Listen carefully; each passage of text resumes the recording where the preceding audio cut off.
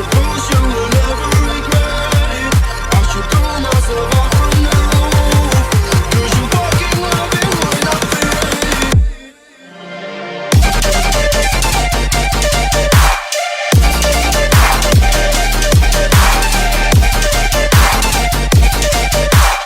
WhatsApp guys, welcome to my YouTube channel engineer rides. और मैं हूं ऋतिक, और आज मैं आपको बताऊंगा 3 टर्म्स के बारे में, स्लिपर क्लच, क्विक शिफ्टर और ऑटो ब्लिपर।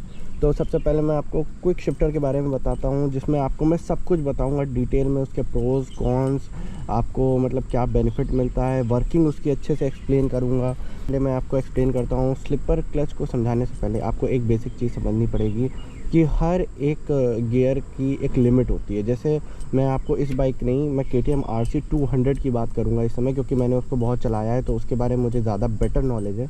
तो उसमें जैसे स्लिपर क्लच नहीं है, लेकिन उससे कोई फ़र्क नहीं पड़ता, क्योंकि हर गाड़ी में हर गियर रेशियो, हर गाड़ी का गियर की टॉप स्पीड और उसका RPM फिक्स होता है। जैसे KTM RC 200 में फर्स्ट गियर पे गाड़ी जाती थी 45 की टॉप स्पीड 9000 RPM पे, सेकंड गियर पे अप्रॉक्स जाती थी 65 9000 RPM पे, थर्ड गियर पे 84 9000 RPM पे, फोर्थ गियर पे 104 के अप्रॉक्स जाती थी 9000 RPM पे, फिफ्थ गियर पे 118 9000 RPM पे, और सिक्स गियर पे कोई लिमिट नहीं होती है। आप अप्रॉक्स 140 मैंने खींची है, 114 और प्लस भी जाती रहती है, लेकिन उसकी कोई लिमिट नहीं होती है कि आपकी गाड़ी रैब नहीं होगी। रैब इन द सेंस, अब आप जैसे आपने अगर गाड़ी चलाई होगी 200 सीसी, सॉरी 2000 बोल दिया, 200 सीसी या कोई भी गाड़ी चलाई होगी, उसमें आप जैसे फर्स्ट गियर पे होते हैं, आप उसको थ्रॉटल देते हैं, तो एक टाइम आता है कि उसकी जब टॉप स्पीड आ जाती है तो रैब करने लगती है, यानी आवाज़ ऐसे करके करने लगती होगी।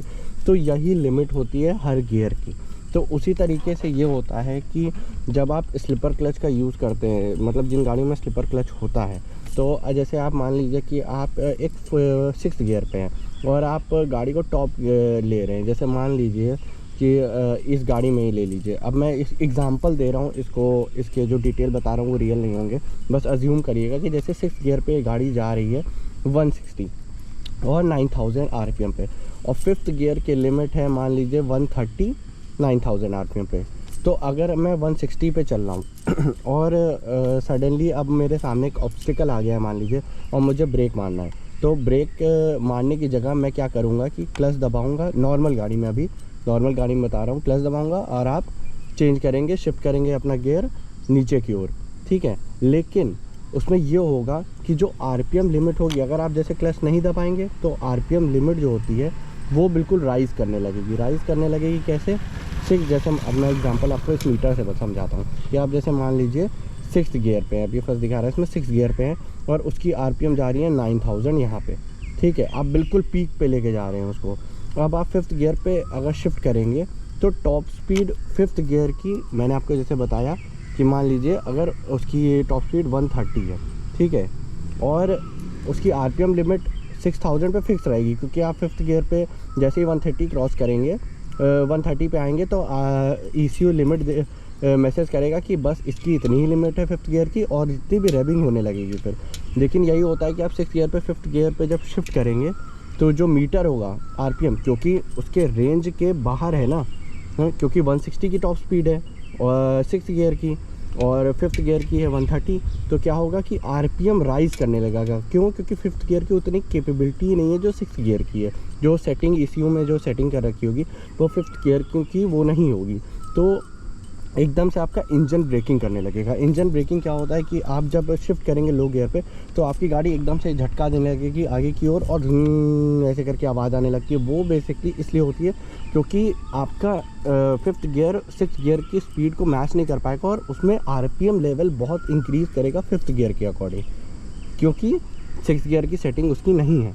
तो उसी को कहते हैं इंजन ब्रेकिंग, और यही चीज़ अवॉइड करता है स्लिपर क्लच। वो क्या करता है कि अब जैसे ये स्लिपर क्लच वाली गाड़ी है, तो जिसमें यह है कि अगर आप 6th गियर से 5th गियर में ड्रॉप करेंगे, तो अगर आपकी गाड़ी की स्पीड जैसे मान लिया 160 है और आपने 6th गियर से 5th गियर पे स्विच किया, तो ये होगा कि जो RPM जैसे मान लीजिए आपका है 9000 पे आपने ड्रॉप किया, 5000 तक आए 5th गियर पे, और टॉप स्पीड लेकिन अभी है 150 के आसपास, और 5th गियर की लिमिट क्या बताई थी मैंने आपको, अज्यूम करने के लिए 130।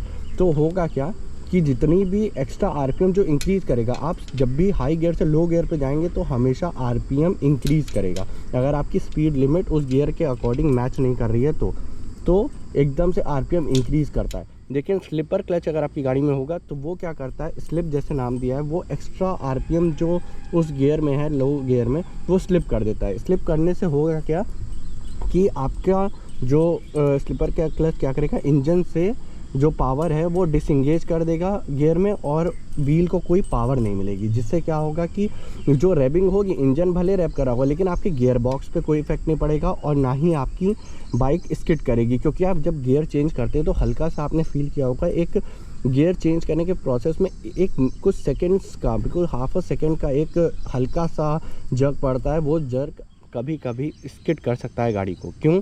क्योंकि उसमें आपका व्हील लॉक हो जाता है। लेकिन हाई स्पीड पे आप जब चलते हैं बहुत ज़्यादा, जैसे बहुत हाई स्पीड, तब वो मिली सेकेंड आपको स्किड कर सकता है, बहुत बुरा। लो स्पीड पे इतना फ़र्क नहीं है 60-70 पे, लेकिन आप जैसे मान लीजिए 200 स्पीड पे चल रहे हैं, 200 पे चल रहे हैं, 220 पे चल रहे हैं, बहुत हाई गाड़ी पे हैं, तो उस पर वो चीज़ बहुत बुरी इफेक्ट करती है और 1 सेकेंड में आप स्लिप कर सकते हैं। तो स्लिपर क्लच का काम यही है कि वो करता है क्या है कि जब आप हाई गियर से लो गियर में शिफ्ट करते हैं, जो एक्स्ट्रा रैबिंग होती है जो उस पर्टिकुलर गियर पे हो सकती है, तो उस चीज़ को स्लिप ऑफ कर देता है, इंजन से पावर को डिसंगेज कर देता है जो गियर में जाएगी और व्हील आपका फ्री हो जाता है। और जब तक वो देखता है कि जब तक आपकी जो पर्टिकुलर उस गियर में आरपीएम लेवल और स्पीड मैच नहीं करती है आपके पीछे वाले टायर से और उससे, तब तक वो डिसंगेज रहने देता है। और जैसे ही स्लिपर क्लच के सेंसर में सेंस होता है कि हाँ अब बराबर हो गया है सब कुछ तो उस पर्टिकुलर गियर के अकॉर्डिंग, तो वापस से उसको अटैच कर देता है, इंगेज कर देता है और गाड़ी आपके फिर से। और लेकिन आपको ये डिफरेंस बिल्कुल नहीं पता चलेगा। क्यों? क्योंकि ये बस कुछ सेकंड्स का ही होता है, मान लीजिए हाफ अ सेकंड का ही अंतर होता है कि आपको बिल्कुल रियलाइज़ नहीं होगा कि इतना लंबा प्रोसेस हो गया है। इसीलिए ये बहुत अच्छा होता है, बहुत ईजी टू रन होता है। अब मैं बेसिकली आपको बताऊं तो स्लिपर क्लच ही एक फ़ीचर, इन तीनों फीचर में मैं कहूँगा जो सबसे ज़्यादा यूज़फुल है कॉमन पर्सन के लिए। क्यों? क्योंकि ये सारे फीचर्स जो दे रखे हैं ये सब टोटली रेसिंग बाइक्स के लिए, ऑन ट्रैक पर्पस के लिए ज़्यादा प्रैक्टिकल है। कॉमन यूज़ के लिए इन तीनों फीचर्स में से मुझे सिर्फ यही एक फ़ीचर लगता है स्लिपर क्लच जो प्रैक्टिकली नॉर्मल यूज़ के लिए है, वरना वो बाकी के फीचर जो मैं एक्सप्लेन करूँगा अभी वो ज़्यादा कुछ इतने इम्पॉर्टेंट नहीं है गाड़ी में। और जबकि उनके प्रोज भी मैं कहूँगा हैं, लेकिन स्लिपर क्लच का मैं कहूँगा कोई भी प्रोज नहीं है, सॉरीज़ नहीं है, प्रोज बहुत हैं, मतलब उनके बेनिफिट्स ज़्यादा हैं। क्यों? क्योंकि इंजन रबिंग से आपके इंजन को बहुत डैमेज मिलता है, आपके गियर बॉक्स को बहुत डैमेज मिलता है। क्योंकि जो रबिंग होती है ना उससे आपके गियर्स ज़्यादा घिसने लगते हैं, वेयर एंड टेयर ज़्यादा होने लगता है और ऊपर से आपके स्किट होने के चांसेस ज़्यादा होते हैं। क्योंकि आप एक और चीज़ नोटिस करते होंगे कि जब आप लीन करते होंगे तो जैसे मान लीजिए आप एक ऐसे गियर पे हैं जो आपको लगता है हाई है तो पिकअप नहीं दे पा रहा है, तो आप लो शिफ्ट करते हो सडनली और वो लो शिफ्ट करने में ही आपकी गाड़ी स्किट हो सकती है। क्यों? क्योंकि वो जब गियर चेंज करेंगे आप तो वो आरपीएम लिमिट मैच नहीं करेगा, उतनी देर में ही वो 1 सेकेंड का जो आता है गैप उसमें वो स्किट कर देती है। लेकिन अगर आपकी गाड़ी में स्लिपर क्लच है तो वो चीज़ नहीं होगी।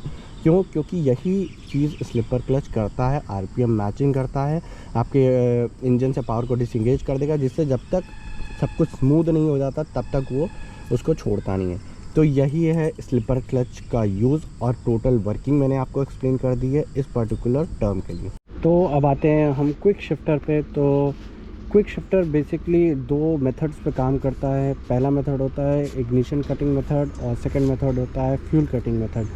और ये 2 मेथड्स होते हैं। और वर्किंग बताने से पहले मैं आपको एक और चीज़ बता दूँ कि क्विक शिफ्टर बेसिकली एक ऐसी कह सकते हैं ये एक तरह से मैकेनिकल पार्ट नहीं है, ये एक इलेक्ट्रॉनिकल पार्ट है जो कि सॉफ्टवेयर के थ्रू या कह सकते हैं सेंसर्स के थ्रू एक्टिवेट किया जाता है। जैसे मान लीजिए होता ये है कि ये है आपका गियर लीवर, जिसमें होता ये है कि आप जब गियर चेंज करते हैं, मान लीजिए अगर इसको आप अपशिफ्ट करते हैं तो अपशिफ्ट जब करेंगे तो इस पर एक सेंसर लगा होता है, यहाँ पे इसमें बाहर नहीं है, इसमें अंदर लोकेटेड है, जिसमें होता है कि वो प्रेशर सेंस करता है। जब आप गियर चेंज करते हैं तो एक पर्टिकुलर प्रेशर पे गियर चेंज होता है।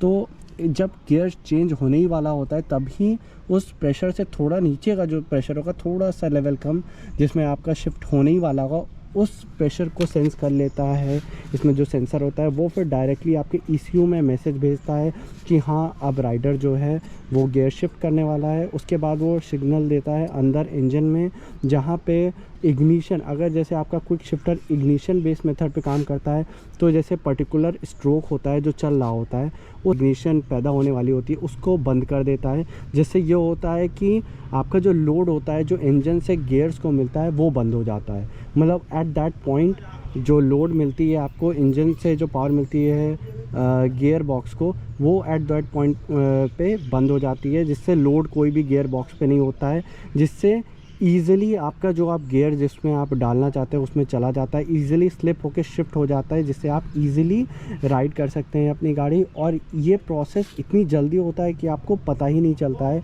जिसमें आपको ना क्लच यूज़ करना पड़ता है ना ही आपको अपना थ्रॉटल कम करना पड़ता है। आप थ्रॉटल देते रहेंगे और बिना क्लच दबाए आपको बस अप शिफ्ट करना है, जिससे आपकी गाड़ी अगले गियर में शिफ्ट हो जाएगी और आपको बिल्कुल भी पता नहीं चलेगा।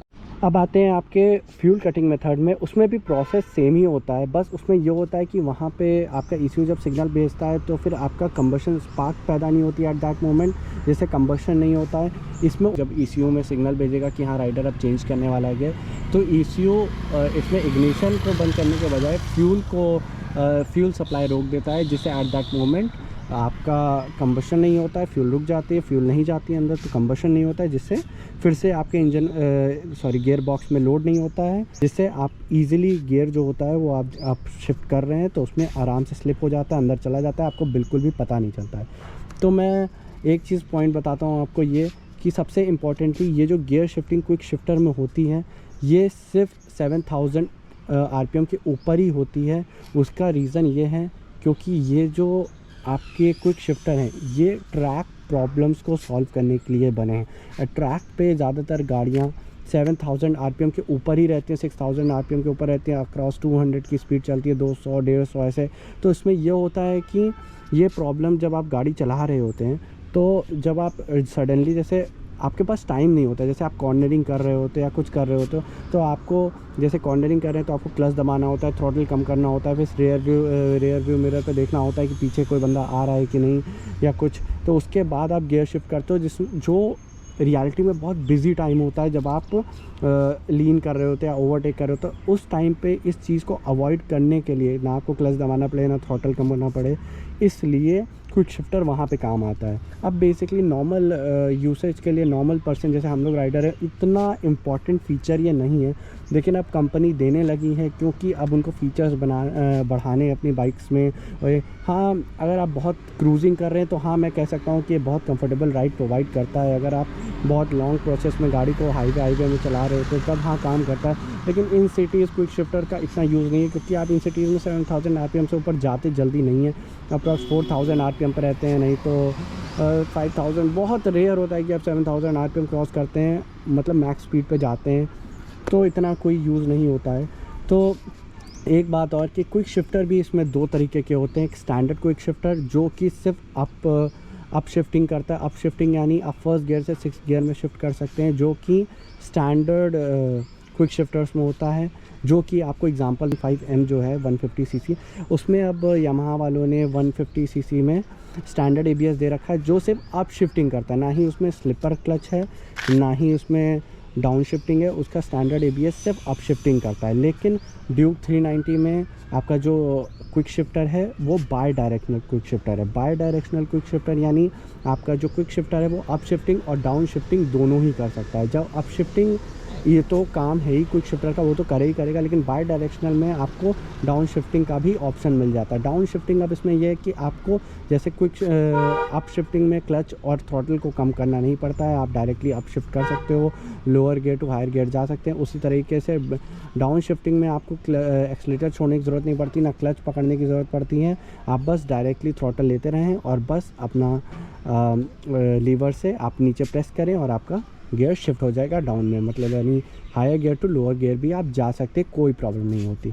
बस बाई डायरेक्शनल में इतना अंतर है। तो ये है आपका क्विक शिफ्टर की बात हो गई। अब मैं आपको एक कॉम्बिनेशन बताने वाला हूँ जो कि मैं कहूँगा एड ऑन इन्फॉर्मेशन है, ये कि अब बाई डायरेक्शनल क्विक शिफ्टर जो है उसमें आपका स्लिपर क्लच होना मेरे हिसाब से बहुत ज़रूरी है। इसीलिए शायद ड्यूक 390 में स्लिपर क्लच और बाई डायरेक्शनल क्विक शिफ्टर इसलिए दिया है, क्योंकि अगर आप जब डाउन शिफ्ट करते हैं, जैसे आप बाई डायरेक्शनल में डाउन शिफ्ट करते हैं, तो ये होता है कि आप higher gear to lower gear आते हैं, जिसमें आपको मैं अभी स्लिपर क्लच में समझा ही चुका हूँ कि आप जब हाई गियर से लो गियर में आते हैं तो लो गियर में आरपीएम राइज़ होने लगता है, और आप जितना ही डाउन जाते रहेंगे उतना ही आरपीएम राइज़ करने लगेगा पर्टिकुलर स्पीड पे। जैसे मान लीजिए, वही आपको एग्जांपल बताता हूँ, जैसे बोला था कि 160 पे अगर आपकी गाड़ी 6th गियर पे 160 जा रही है, 9000 आरपीएम पे आप लो शिफ्ट करते हैं 5th गियर में, तो एट पर्टिकुलर स्पीड उस गियर की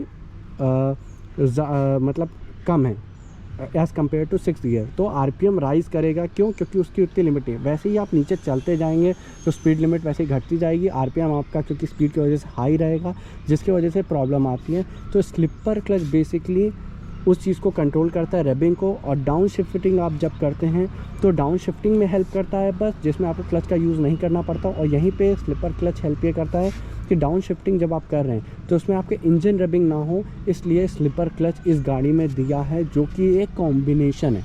क्योंकि अगर आप डाउन शिफ्टिंग अगर इसमें देता नहीं, मतलब स्लिपर क्लच ना देता और सिर्फ डाउन शिफ्टिंग देता, तो मैं कह सकता हूँ गाड़ियों में बहुत रेबिंग बहुत होती। क्योंकि मैं जब यूज़ कर रहा था, तो मैंने जब फर्स्टली चला रहा था पहली बार, तब मुझे थोड़ी अजीब लगी। जब मैंने डीपली इस चीज़ को समझने की कोशिश करी यार कि मतलब ऐसा क्यों है, तब मुझे समझ में आया कि हाँ, अब जो बाय डायरेक्शनल क्विक शिफ्टर है उसमें स्लिपर क्लच होना तो ज़रूरी ही है, वरना गाड़ी बहुत रैप करेगी।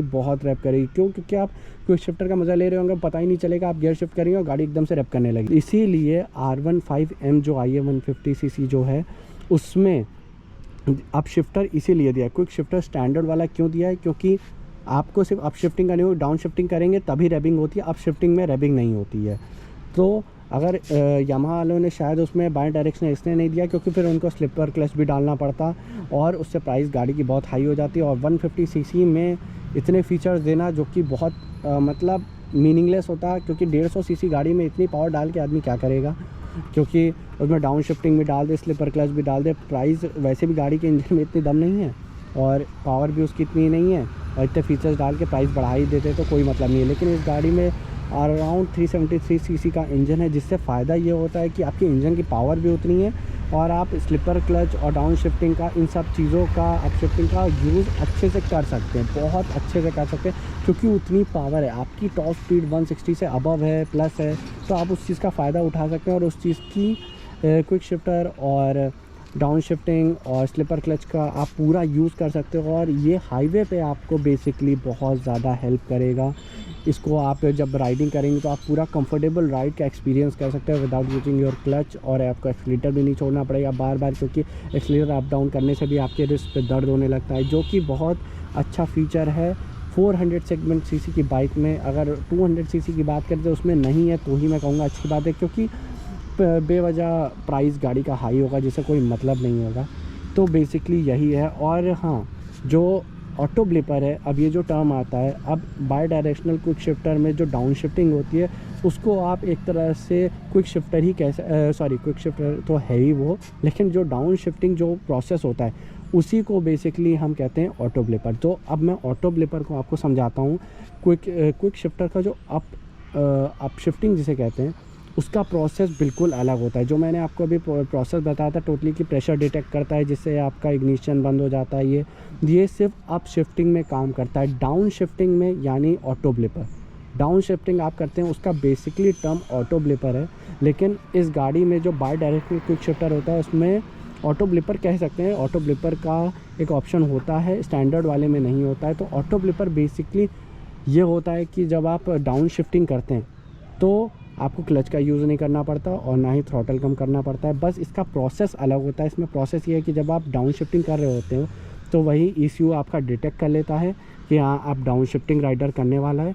तो बस ये मैसेज क्या करता है, ECU मैसेज करता है आपके थ्रॉटल को, थ्रॉटल आपका इंटरनली डाउन हो जाता है कुछ सेकंड्स के लिए, कुछ सेकंड्स जो आपको बिल्कुल रियलाइज़ नहीं होगा, और थ्रॉटल जैसे ही कम होता है स्लिप कर जाता है नेक्स्ट गियर अंदर, यानी जो नीचे वाला गियर होगा लाइक 3rd to 2nd में जा रहे हैं तो वो स्लिप कर जाता है, जिससे आपको थ्रॉटल कम करने की ज़रूरत नहीं पड़ती, ना ही क्लच दबाने की ज़रूरत पड़ती है और गियर आपका अंदर शिफ्ट हो जाता है। दोनों ही प्रोसेस टोटली अलग हैं। बाई डायरेक्शनल क्विक शिफ्टर में अगर ये प्रोसेस दिया है तो ये नहीं कि जैसे बाई डायरेक्शनल में और अप शिफ्टिंग हो रही है और डाउन शिफ्टिंग एक ही प्रोसेस से हो रही है, नहीं, दोनों के अलग अलग प्रोसेस है। डाउन शिफ्टिंग में आपका थ्रॉटल कम करने का सिग्नल देता है ECU, वहीं अप शिफ्टिंग में आपका ECU सिग्नल देता है कि इग्निशन या फ्यूल कटिंग मेथड पे जिस पे आपकी गाड़ी है। और Duke 390 I think fuel cutting system पे है, जहाँ तक मैंने रिसर्च वर्क करी है फ्यूल कटिंग मेथड पे, और ज़्यादातर company fuel cutting method use करती है क्योंकि इसमें आपका फ़ायदा ये होता है कि आपका फ्यूल बचता है। तो मैं इन तीनों फीचर्स के अब आपको प्रोज़ एंड कॉन्स बताता हूँ। सबसे पहले तो मैं प्रोज़ बताता हूँ इन तीनों फीचर्स के, जो कि स्लिपर क्लच, ऑटो ब्लिपर और क्विक शिफ्टर है। तो मैं आपको स्लिपर क्लच के पहले फ़ीचर्स बताता हूँ जो कि बहुत अच्छे हैं। मेरे हिसाब से यही एकमात्र इस गाड़ी में जो 3 फीचर्स में सबसे ज़्यादा बेनिफिशियल यही है, क्योंकि इससे आपकी इंजन की जो एक्स्ट्रा रेविंग होती है वो कंट्रोल होती है, जो कि सबसे इम्पॉर्टेंट है। क्योंकि आप अपनी गाड़ी को अगर लंबा चलाना चाहते हैं तो गियर बॉक्स और इंजन ही मेन होता है। तो गियर बॉक्स को ये बहुत प्रोटेक्ट करता है। जब आप एक्स्ट्रा रेविंग होती है, जब वही डाउन शिफ्ट आप कर रहे होते हैं, तो जो रेविंग होती है उसको बहुत अच्छे से कंट्रोल करता है। आप जब साइड में लीन कर रहे होते हैं टर्न्स पे, तो आपका इंजन बिल्कुल भी मतलब आपका टायर बिल्कुल भी स्किट नहीं करता है कहीं पे भी, जैसे हल्का सा भी स्किटिंग जैसा नहीं लगता है। बहुत ईजिली आपका टायर मूव करता है जब आप गियर शिफ्ट करते हो। ये चीज़ बहुत अच्छी है जो कि स्लिपर क्लच प्रोवाइड करता है। आपकी रेविंग प्रॉब्लम बिल्कुल ही हटा देता है, कोई भी प्रॉब्लम नहीं होती, क्योंकि ये डायरेक्ट ECU से होता है रिस्पांस, तो बिल्कुल भी आपका डिले नहीं होता है। जबकि अगर मैकेनिकल पार्ट होता थोड़ा ये तो ज़्यादा प्रॉब्लम होती, लेकिन ECU में बस सेटिंग होती है जो आपकी गियर लिमिट सेट होती है कि अगर जैसे ही अगर शिफ्ट हो तो फिर उस चीज़ को कंट्रोल करता है आपका ECU, और बिल्कुल भी आपकी गियर बॉक्स पे इफेक्ट नहीं करती, जो कि सबसे अच्छा फीचर है। इसके कॉन्स तो मैं कहूँगा कोई भी नहीं है, क्योंकि इंजन रेविंग तो कौन चाहता है कि ना हो, उनके गियर बॉक्स पे इफेक्ट पड़ रहा है और वो चीज़ सही ना हो, तो कौन नहीं चाहता है। तो स्लिपर क्लच जो प्रोवाइड करता है फंक्शन कि इंजन रेविंग ना हो, तो मेरे हिसाब से प्रॉफिट ही प्रॉफिट है। अब मैं आता हूँ आपके क्विक शिफ्टर पे। क्विक शिफ्टर का मैं आपको बेनिफिट बताता हूँ, तो ये है कि जब आप लॉन्ग राइड करते हो या हाईवे पे राइड करते हो तो बहुत ही मज़ा आता है। कोई भी आपको प्रॉब्लम नज़र नहीं आती है कि आप हाईवे पे राइड करो, इजीली आप थ्रॉटल पकड़े हुए हो, आपको ना क्लच दबाना है, ना ही आपको अपना थ्रॉटल कम करना है। बस आप डायरेक्टली एक्सलेरेट करेंगे और आपकी गाड़ी चलती रहेगी। बस आपको अप शिफ्टिंग करनी है और आपका गियर चेंज होता है नेक्स्ट पे, और कोई प्रॉब्लम नहीं होती। लेकिन यहाँ पे सबसे बड़ी प्रॉब्लम ये आती है कि आप जब सिटी के अंदर राइड करते हैं, तब आपको जब अप शिफ्टिंग करेंगे तब लो RPM पे करेंगे, जिससे आपके गियर बॉक्स पे असर पड़ेगा। क्यों? क्योंकि लो RPM के लिए क्विक शिफ्टर बना ही नहीं है फ़िलहाल।